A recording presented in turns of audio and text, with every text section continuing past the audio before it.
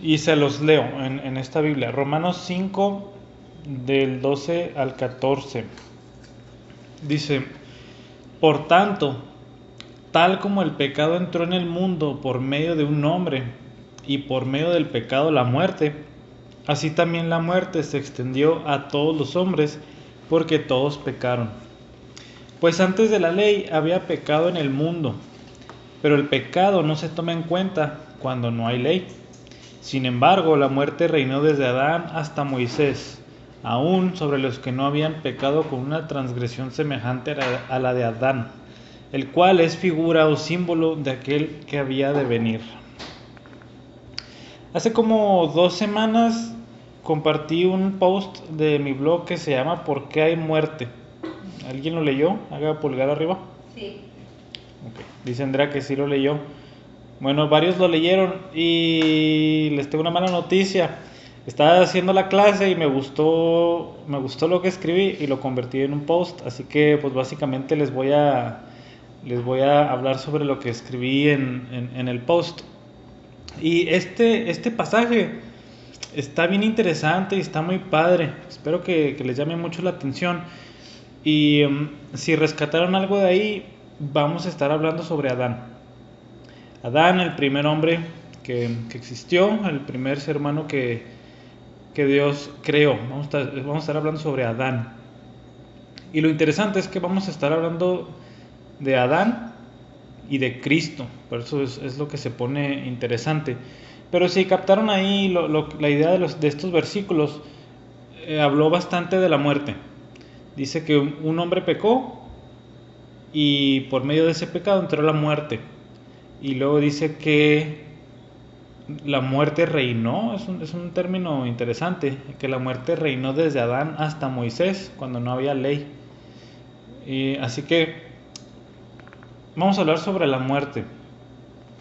Bíblicamente, la muerte es el peor enemigo del ser humano, la muerte. O sea, si algo vino a ser Cristo es vencer a la muerte. Y ese es un tema que a lo mejor empiezan a resonar ahí en sus cabezas. De hecho, la muerte es tan importante que siempre que hay muerte, siempre uno empieza a meditar sobre la vida. O sea, ya sea sobre un amigo, un familiar o alguien muy cercano, la muerte siempre nos deja lecciones muy duras, durísimas. La muerte es lo que más dolor trae a una persona, más que la pérdida de dinero, más que la pérdida de un negocio, más que la pérdida de un carro, más que cualquier otra cosa. La muerte es lo que trae más pesar y más dolor y más tristeza a un ser humano. Y la pregunta es, ¿de dónde salió la muerte? ¿O por qué hay muerte? Y deberíamos de hacernos esa pregunta porque es una pregunta muy importante. Y si se fijaron ahí en el verso 12, dice: tal como el pecado entró en el mundo por medio de un hombre, y por medio del pecado la muerte, así también la muerte se extendió a todos los hombres. Aquí está diciendo la Biblia, y esto se enseña también en Génesis, que desde que Adán pecó entró la muerte. Y la muerte se extendió desde Adán hasta nosotros y todas las personas que vayamos a vivir hasta que el Señor termine todas las cosas. En Génesis 2,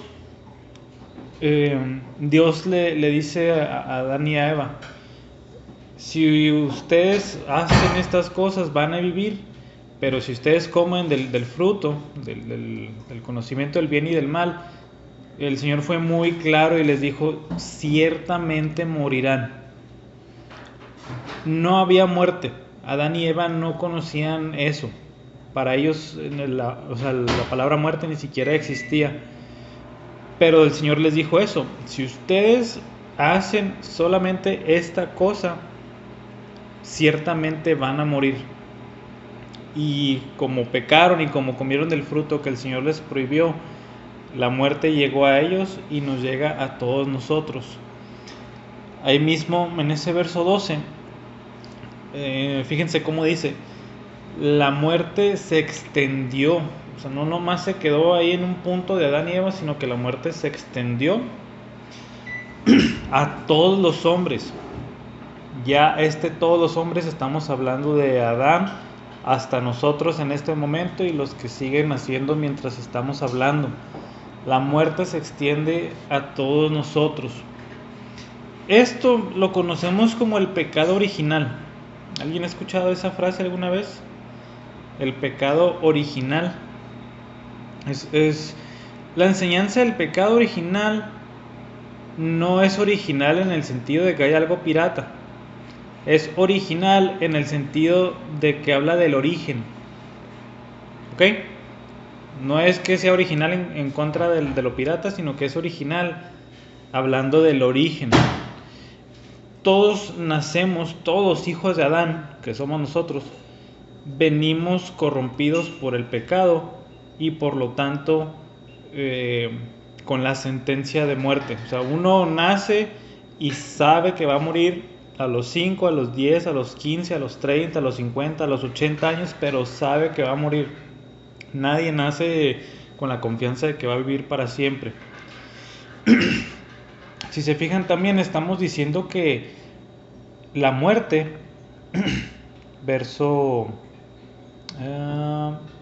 en el mismo verso 12 dice, el pecado entró en el mundo y junto con el pecado entra la muerte. O sea, en el mundo perfecto de Dios, en el paraíso donde vivían Adán y Eva, no existía tal cosa como el pecado ni la muerte. Cuando venimos a Dios, o un atributo de Dios, si así lo quieren ver, es que Dios es vida. Dios iba a sustentar a Adán y Eva para siempre. El huerto jamás se iba a agotar, el agua nunca se iba a acabar. Dios los iba a sustentar y los iba a dejar vivos, hablando en estas palabras, para siempre. Pero si uno rechaza a Dios, mi punto aquí es, rechaza la vida. Si uno rechaza a Dios, rechaza la vida y tiene por consecuencia directa la muerte.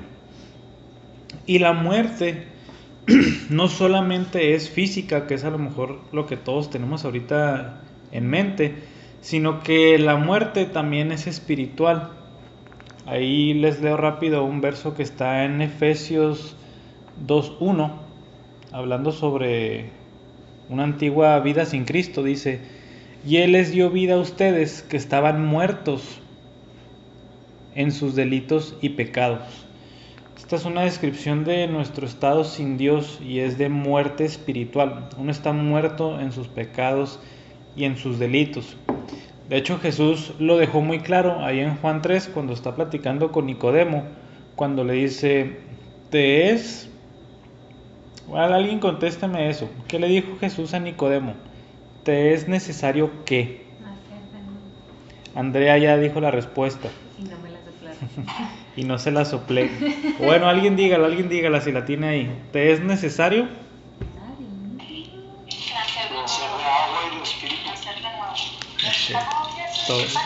Todos la tienen bien ahí.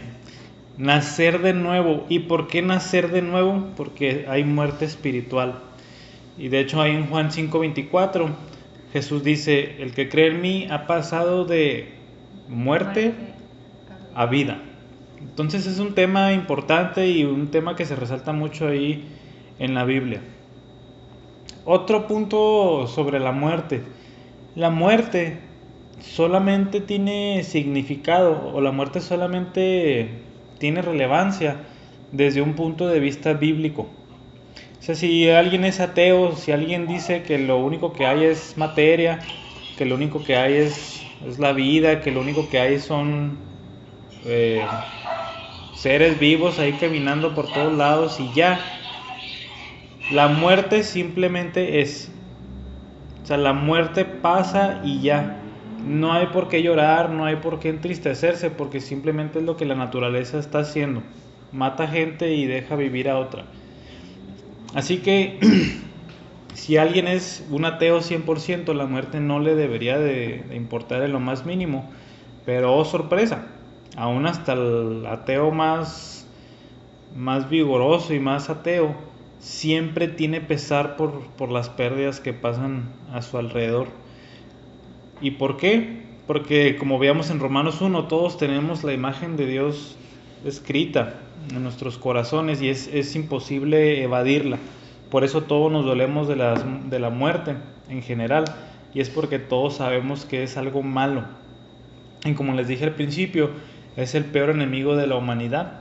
Y ahorita vamos a ver más adelante sobre ello.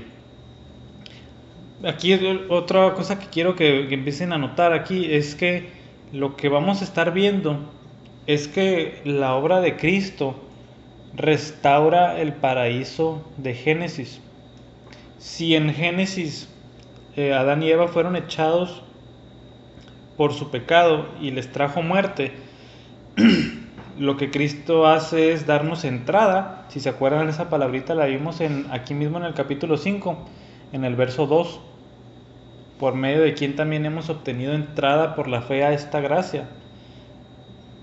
O sea, Adán y Eva son echados fuera, se les prohíbe la entrada a la presencia de Dios. Cristo nos da entrada a la presencia de Dios. Adán y Eva recibieron muerte y a nosotros se nos ofrece vida. Por eso quiero que vean aquí que el tema del Nuevo Testamento es que se recupera lo que Adán perdió. ¿Ok? Viene una frase interesante en el verso 13, que a lo mejor si pusieron atención como que los dejó patinando. Dice, antes de la ley había pecado en el mundo, pero el pecado no se toma en cuenta cuando no hay ley. A lo mejor los deja patinando ahí la frase, pero aquí Pablo dice, la muerte, bueno, había muerte cuando no había ley. ¿Cuál es la paga del pecado, de acuerdo a la ley? La muerte, todos estamos de acuerdo. Pero Pablo dice, entre Adán y Moisés no había ley, todos estamos de acuerdo. La ley vino por Moisés.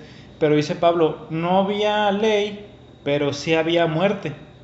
Aquí lo único que les voy a decir es que Dios los juzgó de alguna manera en especial, sin ley, pero ellos como pecaron, como acabamos de leer el verso 12, porque todos pecaron, dice el verso 12, la muerte se extendió a todos ellos. Es como los gentiles que vimos en Romanos capítulo 2, que dice, no teniendo la ley, son una ley para sí mismos, y Dios juzga conforme a la luz que Él da, pero nadie se escapa del justo juicio de Dios, porque Dios nos da suficiente luz. ¿Okay? Así podemos equiparar a esa gente que nació o que vivió entre Adán y Moisés. Ellos no tenían la ley, pero murieron porque fueron pecadores. Por eso dice el verso 14, sin embargo, la muerte reinó desde Adán hasta Moisés, aun cuando no había ley, aún sobre los que no habían pecado con una transgresión semejante a la de Adán. ¿Cómo es el pecado o la transgresión como Adán? Es simplemente un mandamiento explícito. Acuérdense que a Adán se le dijo, si comes de ese árbol morirás. O sea, ahí está el mandamiento claro con una condena clarísima. Y Adán pecó. Y ya cuando viene la ley de Moisés en adelante, dice que, o sea, si robamos, si no honramos a Dios, si somos adúlteros, todo eso, si hacemos eso vamos a morir. Por eso dice con una transgresión semejante a la de Adán. De hecho, ustedes y yo pecamos con una transgresión semejante a la de Adán, porque Dios nos dice claramente qué está bien y qué está mal aquí en su palabra. Y al final del 14 dice algo muy interesante que va a ser el tema que vamos a estar hablando hoy. Dice que no habían pecado con una transgresión semejante a la de Adán, y dice, el cual es figura o símbolo de aquel que había de venir. Esto abre el tema aquí de Pablo sobre esta sección, y es una sección muy famosa porque compara a Cristo y a Adán. Y vamos a ver lo que dicen los versos 15 al 17. Romanos 5, 15 al 17. Dice, pero no sucede con la dádiva como con la transgresión. Porque si por la transgresión de uno murieron los muchos, mucho más la gracia de Dios y el don por la gracia de un hombre, Jesucristo, abundaron para los muchos. Tampoco sucede con el don como con lo que vino por medio de aquel que pecó, porque ciertamente el juicio surgió a causa de una transgresión, resultando en condenación, pero la dádiva surgió a causa de muchas transgresiones, resultando en justificación. Porque si por la transgresión de un hombre, por éste reinó la muerte, mucho más reinarán en vida por medio de un hombre, Jesucristo, los que reciben la abundancia de la gracia y del don de la justicia. Si pusieron atención a esos versos, está comparando siempre una cosa con la otra. Pasó algo con Adán, pasa algo con Cristo. Hizo esto Adán, pero Cristo hizo esta otra cosa. Por eso al final del verso 14 dice que Cristo es figura o un símbolo de aquel que había de venir. Es bien interesante porque cuando nosotros estudiamos el Antiguo Testamento, debemos de estar buscando a Cristo en todos lados. En todos lados debemos de estar buscando a Cristo, y créanme que siempre lo encontramos. Acuérdense que ahí cuando vimos el Sermón del Monte, Jesucristo dijo que Él no había venido a abrogar o a poner fin a la ley o a los profetas. Cristo dijo: yo no he venido para abrogar, sino que vine para cumplir. Así que tanto la ley y los profetas están hablando sobre Cristo. Así, resumiendo brevemente, si en el Antiguo Testamento vemos que Dios ordenaba sacrificios de animales, acuérdense que apuntaban ¿a qué? A un sacrificio mayor y último que iba a venir para el perdón de nuestros pecados. Si había un sumo sacerdote que se tenía que preparar y poner una vestimenta en el Antiguo Testamento, Hebreos dice que Jesús es nuestro gran sumo sacerdote y que está intercediendo por nosotros continuamente. Si hubo reyes en Israel, y David es el más famoso, es porque iba a venir un gran rey que venía por su pueblo a reinar sobre ellos. Si se mencionan varios profetas, y en Deuteronomio 18 vemos que viene un gran profeta, es porque venía aquel gran profeta que venía a hablar las palabras de Dios. Y así podemos hablar muchísimas más cosas del Antiguo Testamento que todo nos apuntaba a Cristo. Pero cuando llegamos a este pasaje y dice que Adán era una figura de Cristo, uno se queda patinando y dice: o sea, ¿por qué Adán es una figura de Cristo? Si Adán, cuando todos pensamos en Adán, pensamos en su pecado y en que por culpa de él entró la muerte y que él fue un desobediente a Dios. O sea, ¿por qué Cristo va a ser una figura de eso? Sí les queda claro el dilema. O sea, ¿por qué también Adán representa a Cristo en el Antiguo Testamento? Les voy a decir por qué. Esta figura de la que está hablando Pablo no es una figura de que sean iguales, sino que son totalmente lo contrario. Si Adán hizo algo, Cristo hizo algo, pero con un resultado 100% opuesto. Eso es lo que Pablo nos está enseñando en este pasaje. Pongamos atención ahí al verso 15 otra vez. Dice: no sucede con la dádiva como con la transgresión. Dice: si por la transgresión de uno, ¿quién es ese uno? Adán. Murieron los muchos, y eso es lo que estamos diciendo, desde él reinó la muerte. Dice: mucho más la gracia de Dios y el don por la gracia de un hombre, Jesucristo, abundaron para los muchos. O sea, si se fijan el contraste, que es impresionante. Si Adán pecó y murieron muchos, Cristo vino con un regalo, eso es lo que significa dádiva, para dar vida a muchos. O sea, aquí es un contraste a Adán contra Cristo. Y es importante eso. Adán pecó y Cristo viene a dar un regalo. Por eso las palabras transgresión y dádiva. Y desde aquí vemos que la consecuencia de nuestro pecado, o sea, de lo que hacemos, es muerte. Y que la única manera de obtener el perdón de Dios es por medio de ¿qué dice ahí? De una dádiva. Nosotros no hacemos algo para para obtener la aprobación de Dios, sino que aceptamos esa dádiva o ese regalo que lo hizo el Señor Jesucristo. Eso es muy importante. Estos versículos nos dicen que la condenación y el juicio vinieron por culpa de Adán. Dice el verso 16: el juicio surgió a causa de una transgresión, resultando en condenación, y no nada más condenación para Adán, sino condenación para todos nosotros. Y dice ahí, pero la dádiva, o sea, este regalo del Señor Jesús para nosotros, surgió a causa de muchas transgresiones, nuestros pecados, resultando en justificación. Y el 17 dice, la muerte reinó por culpa de Adán, pero, entre comillas, por culpa de Cristo, mucho más reinarán en vida todos los que se unen a Él. Y aquí es donde entra la doctrina de, no los quiero aburrir con la palabra doctrina, pero es una doctrina que se llama la unión con Cristo, que vamos a estar hablando de ella en los siguientes pasajes de Romanos 6. Pero la Biblia dice que estamos unidos a alguien.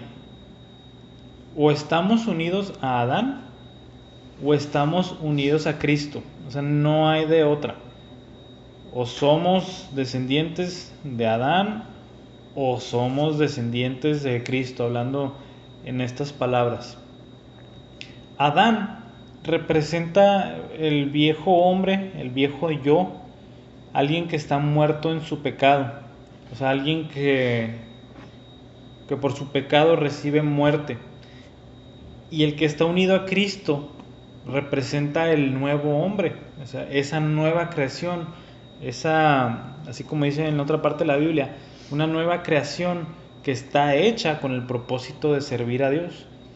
Pero aquí esto es lo importante, que nada más hay dos caminos: o estamos representados por Adán, o estamos representados por Cristo.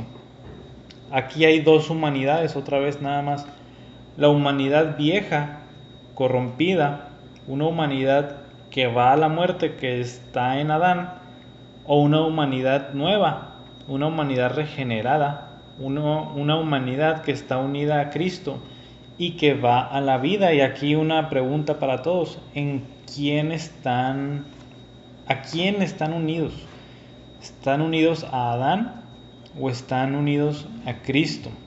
Y recuerden que para estar unidos a Cristo es aceptando o confiando por la fe en esa dádiva de la que estamos hablando. Acuérdense que lo que hizo Cristo es una dádiva, un regalo que se recibe por la fe y no por ninguna obra, como lo hemos estado hablando ahí en Romanos. ¿Todo bien hasta aquí? Es un pasaje así como que un poquito pesadito. Versos 18 y 19. Así pues, tal como por una transgresión resultó la condenación de todos los hombres, así también por un acto de justicia resultó la justificación de vida para todos los hombres. Porque así como por la desobediencia de un hombre los muchos fueron constituidos pecadores, así también por la obediencia de uno los muchos serán constituidos justos.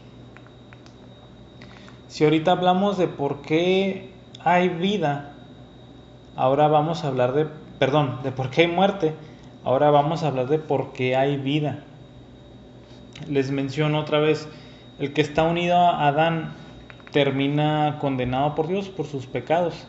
De hecho, ese verso 18 muchos tienen conflicto con él, porque dice que por culpa de Adán viene la condenación de todos los hombres. Uno dice, pero ¿por qué la llevamos por culpa de Adán? Y es una de las objeciones más comunes que alguien arroja cuando venimos a este pasaje, y tal cual es lo que está enseñando, que por culpa de Adán todos hemos arrastrado el pecado, y por culpa del pecado la muerte. Pero es igual de injusto, entre comillas, es igual de injusto que Adán nos represente a que Cristo nos represente. O sea, si ustedes están en desacuerdo que Adán nos represente, entonces también le están diciendo a Jesús, no me representes. Por eso es importante aceptar esto, porque si no nos gusta que estar representados por Adán, entonces no vamos a querer que Cristo nos represente, y obviamente es lo que todos queremos. Por eso dice, por el pecado de Adán, todos somos condenados, pero, sigue diciendo este pasaje, por un acto de justicia, y ese acto de justicia se refiere a la vida perfecta que vivió el Señor Jesucristo, sin pecado, sin ningún mal pensamiento, 100% sometido a la voluntad de Dios en todo momento. Dice, ese acto de justicia resultó en la justificación de vida para todos los hombres. Si se acuerdan, les enseñé qué significaba justificación, y es que Dios nos declare justos delante de Él. Legalmente, que nos diga, no, tú no eres un pecador, tú eres un justo. Y aquí dice que es la justificación de vida, porque la única manera de volver a tener vida es siendo declarado justo por Dios. Y volviendo otra vez para atrás, dice, por un acto de justicia, por la obediencia perfecta del Señor Jesucristo, uno puede ser justificado. Así que otra vez tengan estas imágenes en su mente. Adán hizo algo y ese algo resultó en condenación, su pecado, para todos los hombres. Pero viene Cristo y hace algo que es, si ustedes lo quieren poner de alguna manera, cuando Cristo vino y se encarnó y caminó entre nosotros, fue un Adán en el sentido de que Dios lo puso a prueba. Y la diferencia, y la gran diferencia, es que Cristo no pecó, sino que lo obedeció hasta el fin. Y por culpa o gracias a esa obediencia al Señor Jesús, hay vida para los muchos.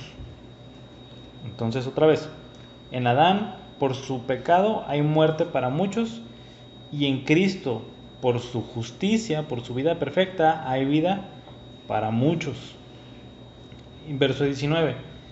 Si por culpa de Adán, por su desobediencia, todos nosotros somos constituidos pecadores, que es lo que hemos estado hablando, dice, así también por la obediencia, ya no por la desobediencia, por la obediencia de uno, los muchos serán constituidos justos. O sea, aquí está el gran contraste otra vez, en Adán o en Cristo. Si estamos en Adán, estamos en nuestros pecados. Si estamos en Adán, estamos condenados. O si uno viene a Cristo, tiene vida, no tiene muerte, tiene vida y tiene la justicia de Dios y no el pecado. Respecto al tema de la vida, que es el contraste de la muerte, porque ahorita hablamos de la muerte. Bíblicamente sí vamos a morir físicamente, pero se nos da una esperanza. Y la esperanza que tanto canta la Biblia es la esperanza de la resurrección, que no es más que volver a vivir. Muchos dicen, ojalá Cristo nos hubiera dado vida eterna ya. Pues no, o sea, esa no fue la manera en la que Él quiso hacer las cosas, sino que morimos físicamente, pero seguimos vivos espiritualmente, esperando a que Él nos resucite en el día final, en el día postrero, como dicen en muchos lados, para vivir ahora sí, para siempre, eternamente. Por eso uno aquí debe tener la conciencia de que, o sea, esta vida no lo es todo. Además, aquí tenemos que tener una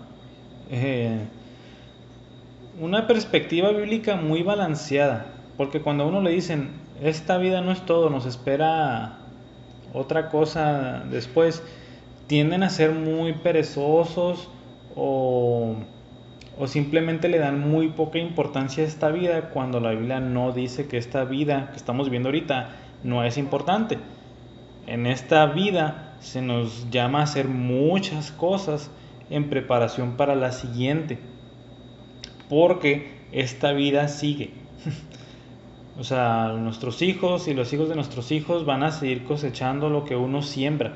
O sea, el Señor no dice, esta vida se va a acabar y vas a venir conmigo para siempre. O sea, no importa lo que hagas en esta vida. Eso es totalmente falso.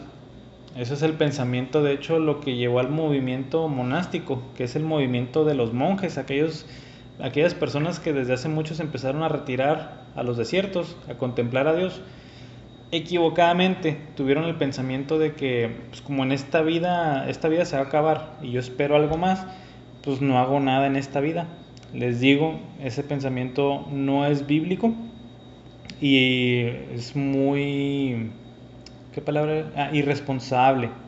Es demasiado irresponsable ese pensamiento y la Biblia en ninguna parte incita un estilo de vida de esa manera, sino todo lo contrario, que ya lo veremos aquí en Romanos más adelante, que la Biblia está muy interesada con lo que nos pasa día con día, en el trabajo, en la sociedad, en la familia, con el gobierno, en todo. La Biblia siempre tiene una opinión y nos llama a estar ahí y no escondernos y esperar ahí en un rinconcito que Dios nos recoja.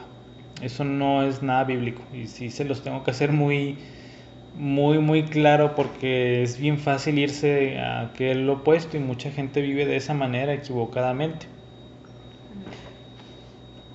En un capítulo que quiero dejarles de tarea es Primera de Corintios capítulo 15. Se los voy a dejar de tarea y son nada más 58 versículos. Pero están muy buenos y están hablando sobre la resurrección, de hecho. Y así se los cuento rápido. Dice, porque Cristo resucitó de entre los muertos, por eso nosotros vamos a resucitar con Él. Y dice bien clarito, Él primero, que ya pasó, y luego nosotros. Y ahí más adelante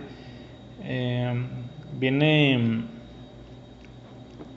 ya casi al final, Pablo dice, o sea, alégrense, todos los cristianos, alégrense, porque nuestro Señor, nuestro Dios, ha vencido al peor enemigo de todos, y ese es la muerte.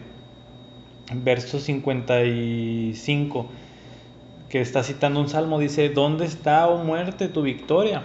¿Dónde, sepulcro, tu aguijón? O sea, está desafiando a Pablo aquí a la muerte y le dice, o sea, ¿dónde está ese daño que tanto nos haces a todos los que tenemos la esperanza de la resurrección? O sea, tú no me haces nada. Pablo le está diciendo a la muerte, a pesar de que él sabía que se iba a morir, pero le estaba haciendo este canto tan especial a la muerte, porque dice Pablo, así como mi Señor venció a la muerte al tercer día, así Él me va a levantar. Algún día voy a vencer junto con Él la muerte. Dice el verso 56 ahí de 1 Corintios 15, dice, el aguijón de la muerte es el pecado y el poder del pecado es la ley, pero gracias a Dios que nos da la victoria por medio de nuestro Señor Jesucristo. ¿La victoria sobre qué? La victoria sobre la muerte, sobre el peor enemigo que todos desearíamos que Cristo acabara con él en este momento definitivamente. Pero esa es la gran esperanza que tenemos, y como les decía al principio, si la muerte entró al mundo, Cristo vino o entró al mundo para vencerla. Y de hecho, ese es un tema importante que vamos a ver, que tiene muchas implicaciones, que Cristo haya resucitado de entre los muertos, que veremos las semanas que entran. Pero uno de ellos es que como Cristo venció la muerte, todos los que se unen a Él por la fe y que confían en su regalo de vida eterna, todos ellos participan de su resurrección y todos van a ser resucitados para vida. Para vida. Esto es importante, es bien alentador, y esa esperanza de que vamos a vencer la muerte es un cántico de los cristianos desde tiempos de Pablo, y cada vez que los perseguían y cada vez que les decían si confiesas a Cristo te matamos, esa gente se moría porque confiaba en que no todo estaba aquí, sino que ellos iban a resucitar algún día de la mano de su Señor. Y es impresionante, y mi punto aquí es darle la importancia que se debe, porque a lo mejor no se le da la importancia ahorita de la resurrección, y es muy importante. si un cristiano tiene una esperanza, no es en el cielo, porque la Biblia de hecho casi no habla sobre el cielo, sino así como ahorita en 1 Corintios 15 veíamos, la esperanza está en la resurrección, que uno va a volver a vivir. O sea, nosotros no vamos a ser fantasmitas volando ahí entre las nubes con arpas. O sea, eso es una caricatura de lo que el Señor ha hecho, sino que nos va a volver a dar vida. Y ahí en 1 Corintios 15 también nos dice que nos va a dar cuerpos como los de Él, que ese es otro tema y no quiero entrar muy profundo en él, pero vamos a tener cuerpos físicos todavía. O sea, vamos a escuchar, vamos a probar alimentos, vamos a sentir cosas. O sea, todo lo que nos gusta ahorita, pero va a estar al máximo cuando Él nos resucite. Y esa es la esperanza gloriosa que nos está dando el Señor. Ya hablaremos más sobre la resurrección en otro momento, en otro tiempo, pero es todo lo que les quería decir sobre ella ahorita. Finalmente, versos 20 y 21. Dice, la ley se introdujo para que abundara la transgresión, pero donde el pecado abundó, sobreabundó la gracia, para que así como el pecado reinó en la muerte, así también la gracia reine por medio de la justicia para vida eterna, mediante Jesucristo nuestro Señor. Aquí se nos dice uno de los propósitos por el cual Dios nos dio su santa ley. Y ahí dice, para que abundara la transgresión. Suena como una frase fea o horrible, pero para eso Dios la dio, para que nuestro pecado abundara mucho y nos diéramos cuenta de cuán pecadores somos con los lentes de su ley y así poder correr a Cristo. Esto lo vimos en Romanos 3:20, se los voy a leer rápido y si quieren ojear. En Romanos 3:20 dice, porque por las obras de la ley ningún ser humano será justificado delante de él, pues por medio de la ley viene o es el conocimiento del pecado. Acuérdense que una de las funciones de la ley es hacerme notar que soy un pecador. O sea, si yo no me acerco a la ley y si yo no contemplo cuán santa es la ley, yo no voy a saber que soy un pecador. Yo voy a seguir viviendo engañado pensando que estoy bien. Pero cuando uno viene a la ley, el que sea, siempre termina bien golpeado por ella. También si quieren ir a Gálatas, está Romanos, primera, segunda Corintios y luego Gálatas. Gálatas capítulo 3.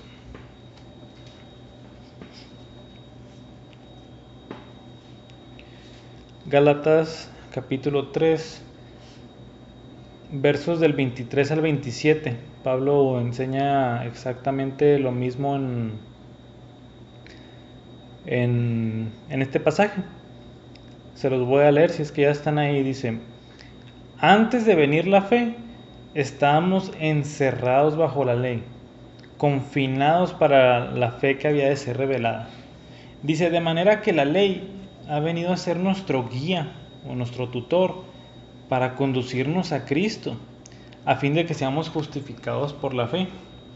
Pero ahora que ha venido la fe, ya no estamos bajo el guía, pues todos ustedes son hijos de Dios mediante la fe en Cristo Jesús.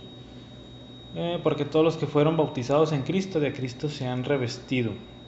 ¿Sí se fijaron lo que dice aquí Pablo? Todos bajo la ley, estamos ahí como imagínense una cubeta que dice ley, y todos los que están ahí están condenados. Todos los que estamos ahí estamos condenados porque la ley nos señala hasta el mínimo detalle del mal que hemos hecho. Pero dice que la ley es como un guía o como un tutor, y la ley me dice, o sea, ya que te condené, lo que yo te estoy haciendo es que voltees a ver al Salvador. O sea, voltea para allá. O sea, entiende que necesitas un Salvador. Ese es el papel de la ley. Y es lo que aquí, volviendo a Romanos 5, es lo mismo que estamos viendo. La ley se introdujo para que abundara la transgresión, o sea, para hacer notar a todos nosotros nuestro pecado. Y dice, ¿para qué? Donde abundó el pecado, o sea, donde la ley está condenando, dice que la gracia sobreabunda. Y es bien interesante esa frase. El pecado abundó, pero la gracia sobreabundó. ¿Sí les llama la atención la frase? Porque la frase está diciendo, en otras palabras, que hay más gracia que pecado. ¿Están de acuerdo conmigo? Si el pecado abundó, sobreabunda la gracia. Así que la obra de Cristo no tiene el propósito de salvar a 15 personas en toda la historia de la humanidad. La obra de Cristo tiene la intención de salvar a muchísima gente, muchísima. O sea, si el pecado abundó, la gracia sobreabundará. Mayor será la gracia que vence el pecado y salva a toda esa multitud de gente. Y hablando personalmente, o sea, si la ley me condenó de una manera severa, porque no todos pecamos igual, eso dice, es un versículo bien famoso, todos pecamos de diferentes maneras, pero si a alguien en particular la ley lo condenó demasiado, Cristo es tan poderoso y su gracia es tan poderosa para salvarlo. No existe tal persona que diga, sabes que yo he hecho esto y lo otro y yo sé que Dios no me puede perdonar. Eso no existe. Al contrario, lo que la Biblia enseña es, si tú hiciste todo eso, Cristo hizo mucho más para poder salvarte y perdonarte. Así que por eso la invitación, el llamado siempre está abierto para el que sea. Aún para que al que diga es que mi pecado es demasiado grande, este versículo dice, la gracia sobreabunda. Es mucho más grande, es mucho más fuerte para salvar a cualquier persona. Y pues termina diciendo, para que así como el pecado reinó en la muerte, así también la gracia reine por medio de la justicia para vida eterna. Aquí, si se fijaron, usó la palabra reinar varias veces, hablando sobre el pecado y sobre la muerte, pero ahora está diciendo que la vida, ahora está diciendo que la justicia, ahora está diciendo que Cristo viene a reinar en su lugar. Y por eso, ahí mismo en 1 Corintios 15 dice que Cristo está reinando ahorita, destrozando todos sus enemigos, y finalmente dice el último enemigo que va a vencer es la muerte. O sea, aquí estamos viendo en el tiempo en que uno está viviendo, pleno siglo XXI, no está viendo ni está presenciando más que Cristo peleando contra sus adversarios, venciéndolos, salvando gente, perdonándola y extendiendo su reino. Aquí tenía otra cosa. Así que mi punto aquí final es, si creen que la ley es muy poderosa para condenar o que el pecado es demasiado, Cristo es mucho más poderoso, de una manera que no se imaginan. O sea, nunca menosprecien la obra de Cristo ni al Salvador, porque Él es mucho más fuerte y mucho más poderoso para salvar a nosotros que somos pecadores. ¿Ok? Ese es Romanos 5, 12 al 21, y siempre quiero que se acuerden de esa sección en que estamos en Adán o estamos en Cristo, y que Cristo vino a, pues nosotros a lo mejor diríamos a voltearle la tortilla a lo que ya había. O sea, si en Adán había muerte, o si en Adán había condenación, Cristo voltea la tortilla y ahora en Él encontramos vida, en Él encontramos justicia. Y así como dice ahí al final, es que es un verso muy famoso, si el pecado abundó, la gracia del Señor Jesucristo va a sobreabundar mucho más. Es un pasaje muy padre, un pasaje que quiero que lo estén ahí meditando, porque nos habla mucho sobre la perspectiva bíblica de lo que es el Señor Jesucristo y Adán y lo que ocurrió en el Edén y por qué tuvo que venir el Señor Jesucristo por lo que pasó en el Edén. Él vino a restaurar todas las cosas, así como dice otro pasaje ahí. ¿Alguien tiene una duda, una pregunta? Es un pasaje pesadito, difícil. Obviamente no lo íbamos a ver a lujo de detalle, pero lo que sí quería, más que nada, más que otra cosa, era hacer brillar a Cristo aquí, porque Cristo está brillando en este pasaje pues, demasiado brillante. Si quiero que me pregunten, está pesadito el pasaje, menciona cosas interesantes. O un comentario que tiene 100% válido. Que no vayan a pecar mucho para que sobreabunde. Dice Andrea, no vayan a pecar mucho pensando que la gracia va a sobreabundar. Y es bien interesante porque en el siguiente verso Pablo va a hablar sobre eso. Pero eso para la siguiente semana. Todavía no. Todavía no. ¿Alguien no? ¿Un comentario? ¿Seguros? Sí, Shawis. A ver. Pues es interesante porque, o sea, como Dios es tan grande que a pesar de que, o sea, todos somos pecadores y ahorita en la actualidad como que vemos más el pecado que la salvación, siendo que la salvación debe de sobreabundar. O sea, ¿en qué momento va a pasar eso?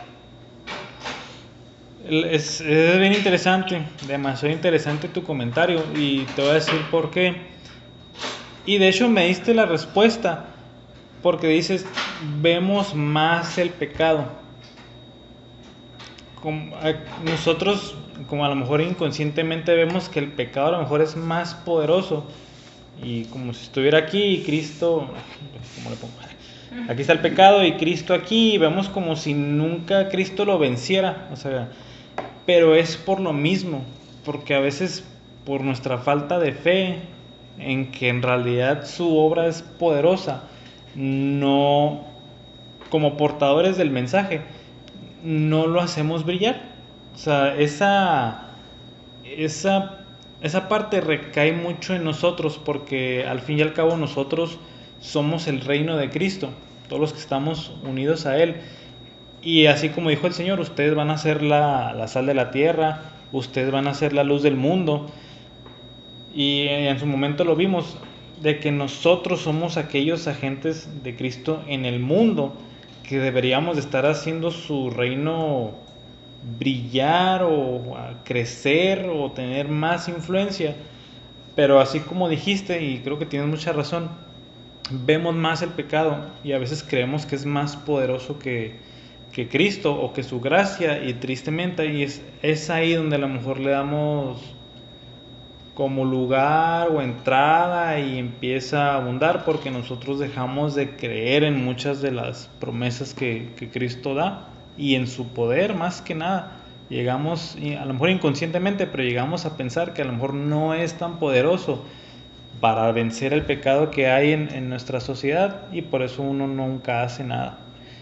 Es a lo mejor lo que podré decir, pero como notaste, estamos viendo que es mucho más poderoso y es algo que nosotros deberíamos de agarrar como una pistola y recargarla con esas balas. Oye, no, pues sí es poderoso, y salir a pelear espiritualmente. No vayan a agarrar nada ahí que tengan en el closet. Pero sí, es muy buena observación.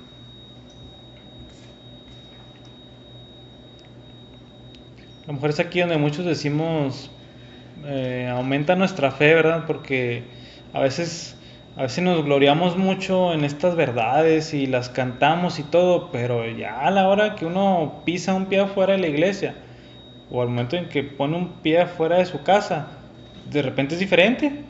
O sea, se acaba esa euforia y deja de ver a lo mejor el reino ya en el trabajo, en el supermercado, afuera, en el Facebook, lo deja de ver y pierde esa esa fe que tanto canta uno, que tanto predica, que tanto uno alaba, de repente se pierde, en lugar de hacerla brillar ahí donde debería estar brillando. ¿Alguien más? ¿Alguien que quiera hacer una pregunta, un comentario, lo que sea? Oye, hermano, Sí, ¿me escuchas? sí. Y antes de que pasara lo del, o sea, que Adán hiciera lo del pecado, Ujú. Adán y Eva ya eran capaces de tener así como pensamientos malos o... ¿Sí me expliqué? Sí, sí, sí. O Pues sea, antes de que pecaran, ya eran capaces de tener pensamientos malos. te voy a explicar más o menos así, no quiero verme muy aburrido, pero eh, bíblicamente podemos decir que Adán y Eva no tenían la naturaleza para pecar como nosotros.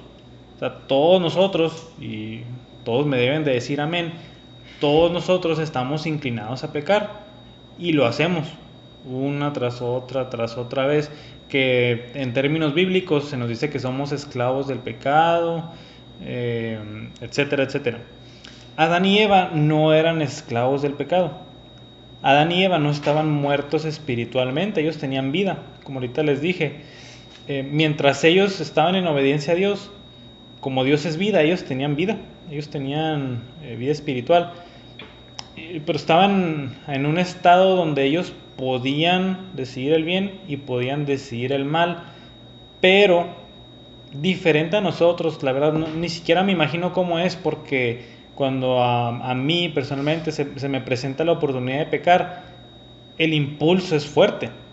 El impulso es fuerte y las ganas y el pecado de repente me empujan.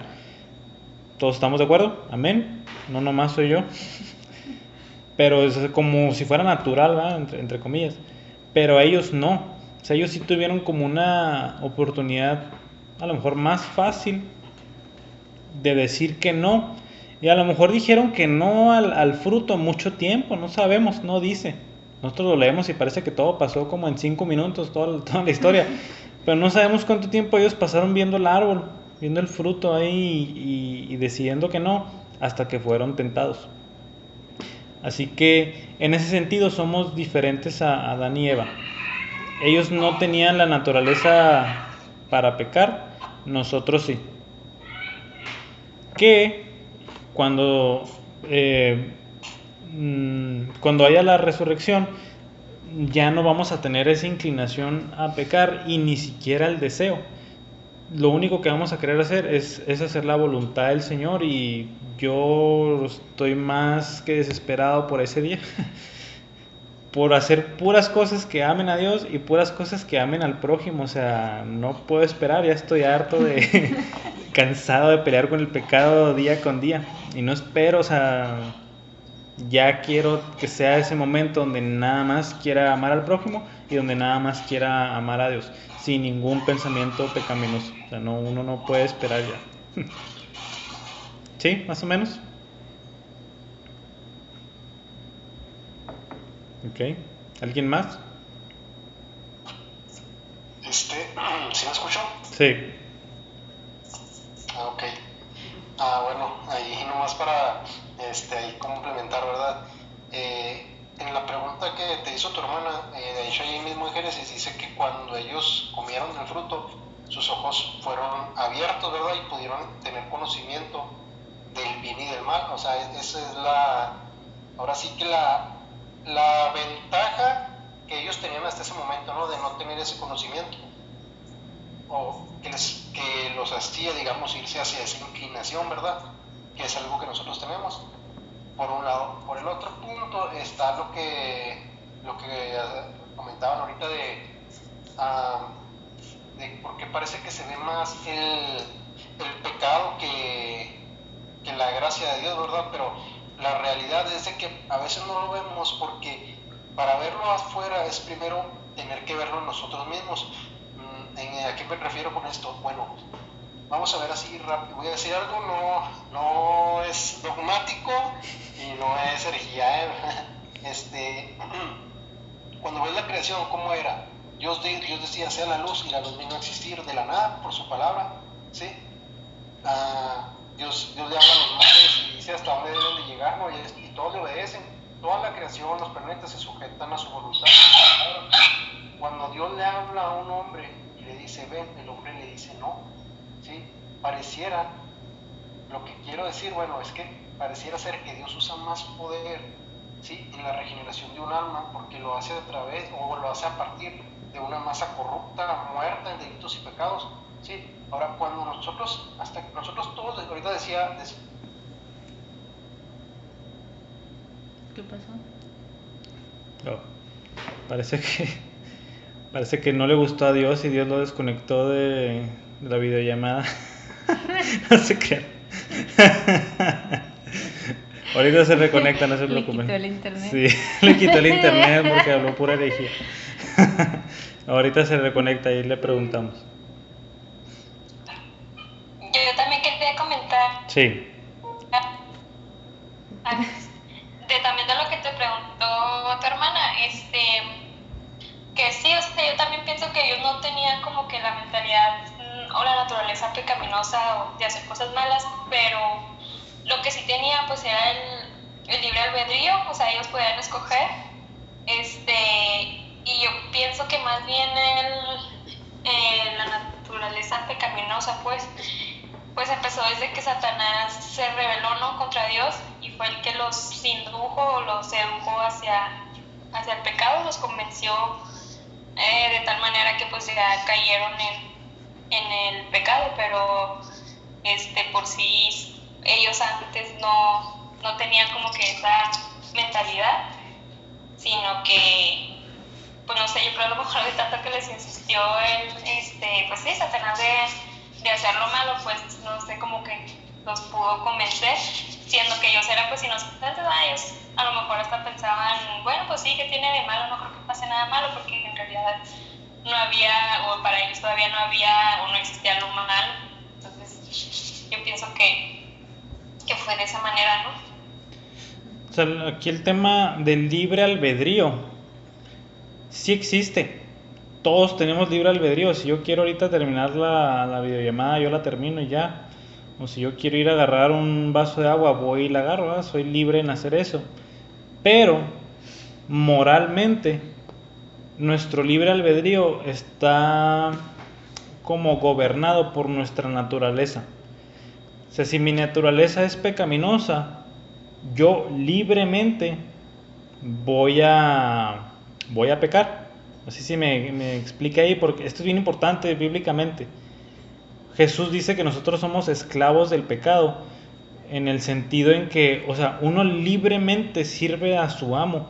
O sea, el pecado no me está forzando así de que haz el mal, y yo, no quiero hacer el mal. No, o sea, uno lo hace libremente, pero es por nuestra naturaleza.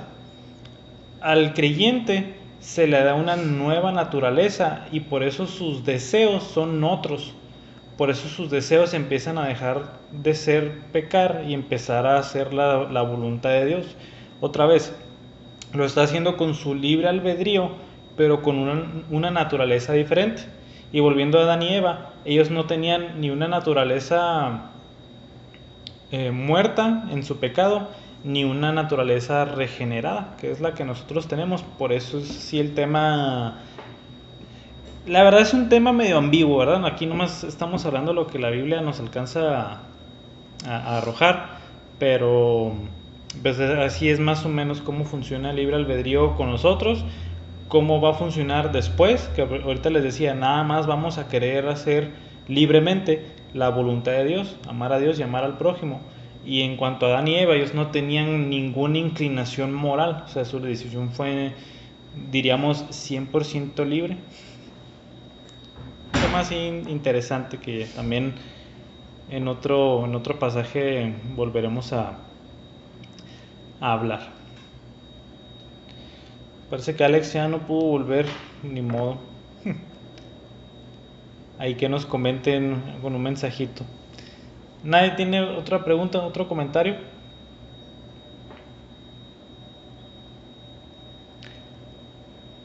Si no, pues cerramos con una oración. ¿Sí será? Ujú. Sí. Les paso a Andrea para que nos despida. Ahí está. Ah. Sí, así me voy. Ok.